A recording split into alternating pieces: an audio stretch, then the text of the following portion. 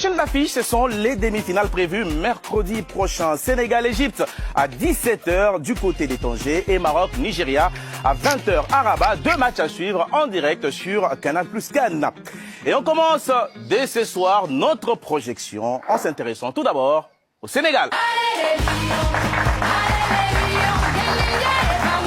Pour la troisième fois en 4 éditions, le Sénégal est au rendez-vous du dernier carré de la Coupe d'Afrique des Nations. On écoute l'un des lions, l'un des gaïndés du milieu de terrain qui n'a pas beaucoup joué dans cette Coupe d'Afrique des Nations. Habib Diarra, interrogé par Leroy Kabeya et Matteo Kokar, entretien mis en forme par Hicham Bénis.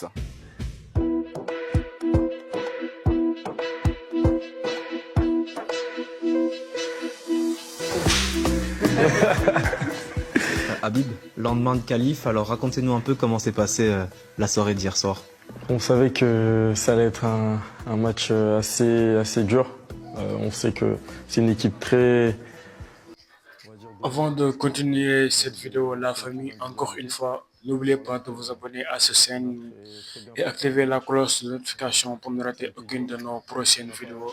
Dans cette chaîne, la famille, nous faisons toujours ces genres de vidéos-là. Donc, soutenez-nous, abonnez-vous à cette chaîne, aimez bien la vidéo.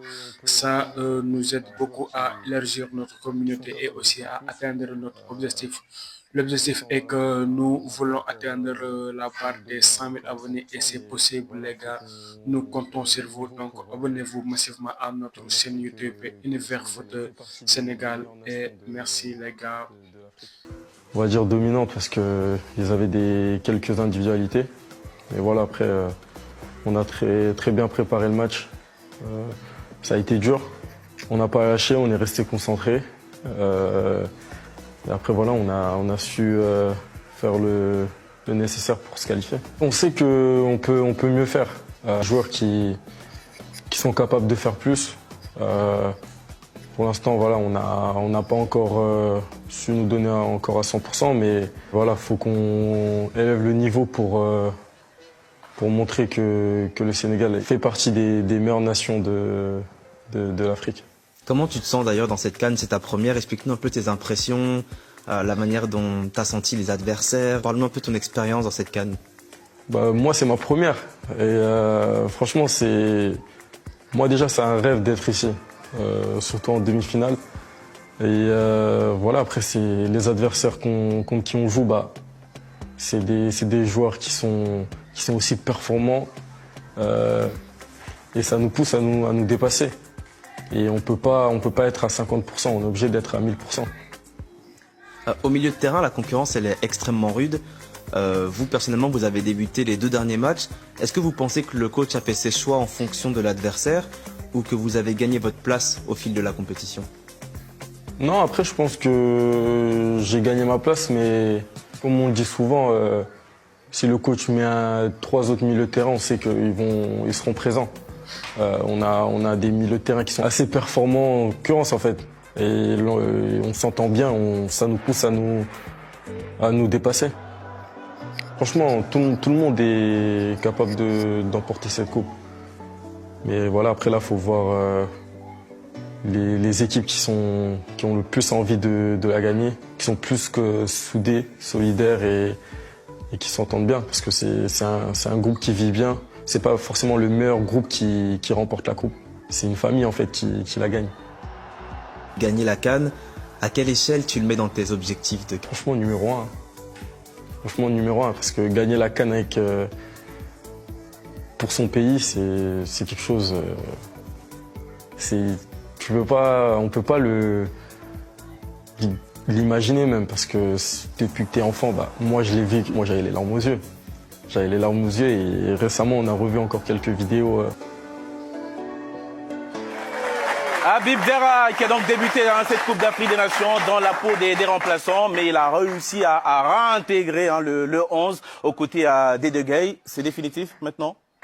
Je dirais pas définitif, mais disons que son intégration a été faite en bonne intelligence avec aussi son club de Sunderland. Parce qu'on rappelle quand même qu'il était blessé, qu'il a quasiment pas joué depuis le début de saison, mais il était suivi par le staff, qui a accepté qu'il vienne un petit peu après les autres pour être totalement rétabli. Et voilà, il a été intégré. Puis surtout, en fait, ce qu'il apporte par rapport à d'autres milieux de terrain, c'est surtout une complémentarité avec les De Gueye. Ouais. C'est que comme Pape Gueye, il se projette aussi beaucoup, il a un gros volume de jeu et c'est vraiment le pendant de Pape Gueye côté droit. Donc c'est en ça qu'il est très bien utilisé par Papio dans son dispositif. Ah, c'est clairement l'un des secteurs forts de cette équipe du Sénégal, avec les deux Gueye, avec Habib Diarra, avec Lamine Camara, Pape Matar Sarr. Ce sont encore des joueurs des hauts niveaux qui attendent aussi leur tour. Oui, exactement. Papio a l'embarras du choix et très souvent dans ses interviews, il n'oublie pas de mentionner qu'il a 28 potentiels titulaires et c'est très important pour l'état d'esprit du groupe, pour laisser tous les joueurs, pour maintenir tous les joueurs concernés par l'objectif d'aller chercher le titre. Habib Diarra, évidemment, on parle de famille, des joueurs qui s'encouragent, même si ils ne débutent pas, même quand ils sont sur le banc, ils ne contestent pas les décisions du sélectionneur et ils gardent le bon état d'esprit. Et quand ils sont sur le terrain, ils répondent présent, tout simplement. On a des différents profils. On l'a vu hier avec Pathé6 qui fait une superbe entrée, qui aurait pu marquer à 2 reprises. Habib Diarra qui a été... Salam la famille, j'espère que vous allez tous bien et bienvenue dans cette nouvelle vidéo. Dans cette nouvelle vidéo, les gars, nous parlons sur le match entre le Sénégal et l'Égypte.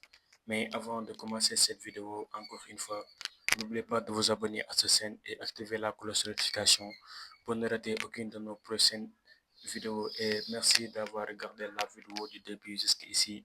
Si ces genres de vidéos vous plaisent, n'oubliez pas de vous abonner et activer la cloche de notification pour ne rater aucune de nos prochaines vidéos. Et aussi, les gars, donnez-moi un petit like, cela nous aidera beaucoup à élargir notre communauté et à atteindre notre objectif que nous fixons cette année-ci. L'objectif est que nous voulons atteindre la barre des 100 000 abonnés dans notre chaîne-là et c'est possible, nous comptons sur vous.